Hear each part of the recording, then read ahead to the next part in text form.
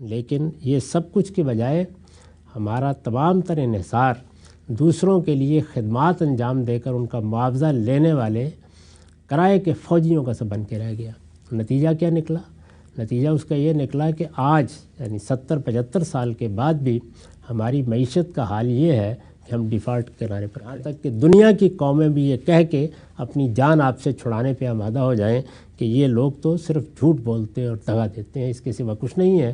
اور دنیا یہ نظارہ دیکھے کہ ساری دنیا مل کے جس شخص کو ڈھونڈ رہی ہو وہ عین اپنی آپ کی ناک کے نیچے سے برآمد ہو جائے۔ انا للہ و انا الیہ راجعون۔ بسم اللہ الرحمن الرحیم۔ السلام علیکم۔ غامدی صاحب کے ساتھ ہفتہ وار سوال و جواب کی براہ راست نشست کو لے کر ڈیلی اسمبلی کا غامدی سینٹر سے ایک دفعہ پھر حاضر خدمت آغاز کرتے ہیں۔ غام صاحب بہت شکریہ آپ کے وقت کا۔ فوج کا بیانیہ، اس موضوع پر آپ سے ڈسکشن جاری تھی، اس سلسلے کی آج یہ 10ویں نشست ہے، آغاز کرتے ہیں۔ غام صاحب گزشتہ نشست میں جو چوتھا نقطہ تھا کہ پوری کی پوری جو ہماری فوج کی اورینٹیشن ہے اس کو مذہب کے ساتھ جوڑ کر خود ملک کی تعمیر اور ملک کی جو قیام ہے اس کے اندر مذہب کا سرشتہ تلاش کر کے ایک نیریٹو بنایا گیا ہے کہ دنیا کے اندر اب ہم نے اسلامی تشخص کا تحفظ کرنا ہے، اور پھر اس کے لیے مختلف جگہوں پہ پراکسی کے انداز میں جنگیں بھی لڑی گئیں۔ بڑا ہی خوبصورتی اور کمال تجزیہ آپ نے گزشتہ نشست میں کیا تھا۔ دنیا میں ایک جھوٹی قوم کے طور پر، دغاباز قوم کے طور پر جانے اور پہچانے جانے لگے ہیں، یہی ہوا ہے۔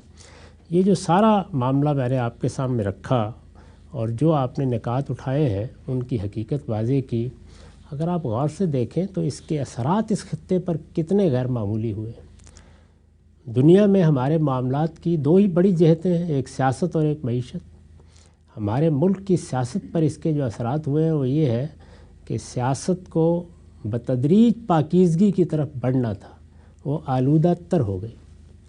ایسے لوگ پیدا ہونا بند ہو گئے کہ جن کی طرف دیکھ کر آدمی کہے کہ ہاں یہی تو وہ لوگ ہیں جن کو ہماری قیادت کرنی چاہیے۔ یہ قوم ایسی بانجھ نہیں تھی کہ ہمیں پاکستان سے پہلے جو قیادت مسلمانوں کی قیادت تھی ان میں سے ایک ایک شخص اپنی سیرت، اپنے کردار کے لحاظ سے ایک مثالی شخصیت رکھتا تھا، لیکن پھر جو سیاست اس بیانیے کے مصنفین کے زیر اثر پیدا ہوئی وہ وہی لوگ تھے کہ جو انہی سے الہام حاصل کرتے تھے، جو انہی کی آغوش میں پیدا ہوتے تھے، اور انہی کی بنائی ہوئی اسکیموں کے مطابق نہ صرف یہ کہ جس طرح یہ کرپشن کا شاہکار پیدا کرتے تھے وہ بھی کرپٹ تھے، جس طرح یہ جھوٹ بولتے تھے وہ بھی جھوٹ بولنے میں کمال پر پہنچے ہوئے تھے، جس طریقے سے یہ دھوکے دیتے تھے وہ بھی اسی طرح سے دھوکے دیتے تھے، جیسے یہ قانون شکن اور آئین شکن تھے وہ بھی اسی طرح کے لوگ بن کے رہ گئے۔ چنانچہ آپ جو اپنی سیاست میں اس محلال دیکھتے ہیں، جس وقت فوج کے بیانیے پر گفتگو کی جاتی ہے تو بالعموم لوگ پلٹ کر کہتے ہیں کہ سیاستدان پیدا ہی کہاں ہونے دیے گئے ہیں، اور سیاست کے نظم کو چلنے ہی کہاں دیا گیا ہے۔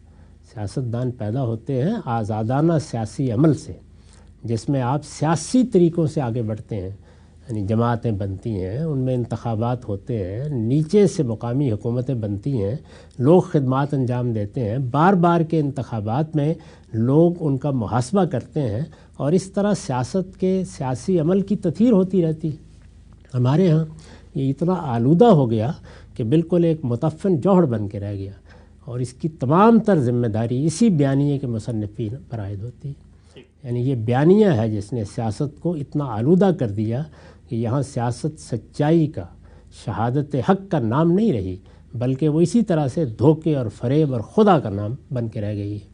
معیشت پر اتنے برے اثرات ہوئے ہیں کہ ہمارے ہاں جو معیشت کی فطری بنیادیں تھیں، یعنی یہ کہ یہ ایک زرعی ملک تھا، یہاں پر زراعت کو بھی ترقی دی جاتی اور زراعت کی بنیاد پر بڑی انڈسٹری بھی وجود میں آتی۔ یہ ایک ایسی جگہ واقع تھا جہاں دنیا کی قوموں کو راہداری چاہیے تھی، اس کو ہم اپنی معیشت کے استحکام کا ذریعہ بناتے اور ہو سکتا ہے قوم کی تقدیر بدل دیتے۔ ہمارے پاس 1200 بلکہ اس سے بھی زیادہ پرانی تاریخ ہے، 5000 سال تک کی تاریخ کے شواہد ہمارے ہاں ہیں، تو ہم یہاں سیاحت کے لیے بہت کچھ کر سکتے ہیں، لیکن یہ سب کچھ کے بجائے ہمارا تمام تر انحصار دوسروں کے لیے خدمات انجام دے کر ان کا معاوضہ لینے والے کرائے کے فوجیوں کا سا بن کے رہ گیا۔ نتیجہ کیا نکلا؟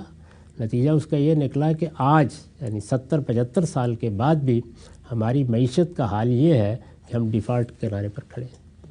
یہ سب عطیہ ہے اس طرز عمل کا، یہی خدا ہے جس سے یہ نکلا ہے، یہی فریب ہے جس نے یہ سب کچھ جنم دیا۔ آپ نے ہمسائے میں دیکھیے، وہاں کیا ہوا ہے؟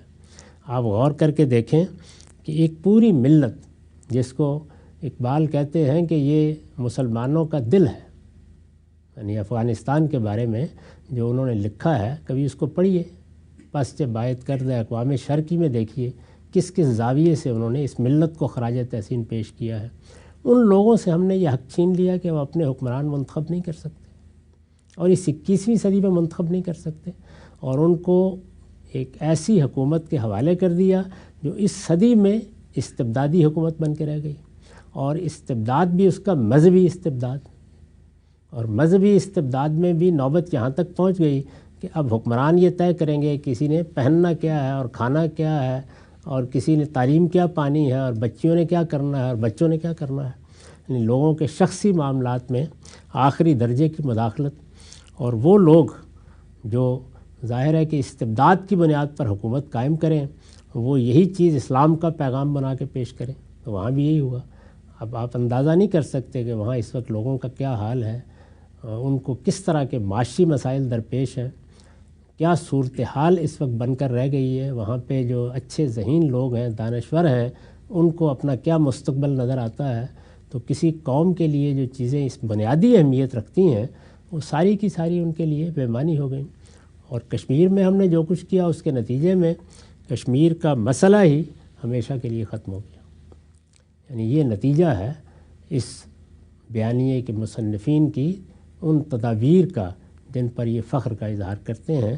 یہ حقیقت ہے کہ سوائے خدا کے، یہ صحیح لفظ آپ نے استعمال کیا ہے، سوائے فریب کے، ظاہر ہے کہ ایک بڑی قوت اگر یہ حلف اٹھاتی ہے کہ ہم آئین کی پابندی کریں گے اور پھر برملا آئین کی خلاف ورزی کرتی ہے، کبھی اسے توڑ دیتی ہے، کبھی معطل کرتی ہے، کبھی پس پردہ رہ کر آئین شکنی کرتی ہے، تو اس سے قوم کو کیا پیغام ملے گا اور لوگوں کو کیا پیغام ملے گا؟ کیا فی الواقع اس قوم کے لوگوں سے آپ قانون کی پابندی کی توقع کر سکتے ہیں؟ وہاں اچھی لیڈرشپ پیدا ہونے کی توقع کر سکتے ہیں؟ وہاں کسی ایسی سیاست کی توقع کر سکتے ہیں کہ جس میں اور آپ بھی چاہیں کہ ہم کچھ حصہ لیں؟ کسی باوقار آدمی کے لیے سیاسی جدوجہد کے کوئی مواقع باقی رہتے ہیں؟ تو ہر طرف خدا، ہر طرف فریب، ہر طرف جھوٹ، ہر طرف دغا بازی کہ دنیا کی قومیں بھی یہ کہہ کے اپنی جان آپ سے چھڑانے پہ آمادہ ہو جائیں کہ یہ لوگ تو صرف جھوٹ بولتے اور دغا دیتے ہیں، اس کے سوا کچھ نہیں ہے۔ اور دنیا یہ نظارہ دیکھے کہ ساری دنیا مل کے جس شخص کو ڈھونڈ رہی ہو وہ عین اپنی آپ کی ناک کے نیچے سے برآمد ہو جائے۔ ان اللہ و انا الیہ۔ بہت ہی اہم بات آپ نے فرمائی کہ جو بھی نظام ہے اس میں اگر کوئی اصلاح کرنا چاہتا ہے، یہ کوئی خدا کا بنایا ہوا نہیں ہے، انسانوں کے بنائے ہوئے نظام ہے۔ 10 اصلاحات بھی ہو سکتی ہیں، لیکن یہ اصلاحات قوم کرے گی، قوم کی اجتماعی بصیرت کرے گی، قوم کے منتخب نمائندے کریں گے۔ چور دروازوں سے آنے والے اپنے کسی ویژن کے تحت ملک کے نظام کو نہیں تبدیل کر سکتے۔ 5واں نقطہ زیر بحث ہے۔ 6ٹھا نقطہ قائم صاحب سے پوچھیں گے کہ کہا جاتا ہے کہ یہ سیاستدان کریں گے، ان کے حوالے ہم کر دیں، یہ تو کرپٹ ہیں، ان کو تو پڑھنا بھی نہیں آتا، لکھنا بھی نہیں آتا، یہ تو عوام کی خدمت کے لیے نہیں بلکہ اپنے مال و دولت کو بنانے کے لیے آتے ہیں۔ لہٰذا سیاستدان بھی ہم نے دیکھا کہ فوج کے بیانیے کے 6ٹھے نقطے کے تحت پیدا کیے گئے باقاعدہ، اور ان کے حوالے ملک کا اقتدار کیا گیا۔ یہ پوری کی پوری جو نرسری سیاستدانوں کی لگائی گئی، فوج کے بیانیے پہ گفتگو جاری ہے، سلسلہ گفتگو آگے بڑھائیں گے، وقت یہاں پہ ختم ہوتا ہے، دوبارہ حاضر خدمت ہوں گے۔ ہم سب اب تک آپ کا بہت شکریہ۔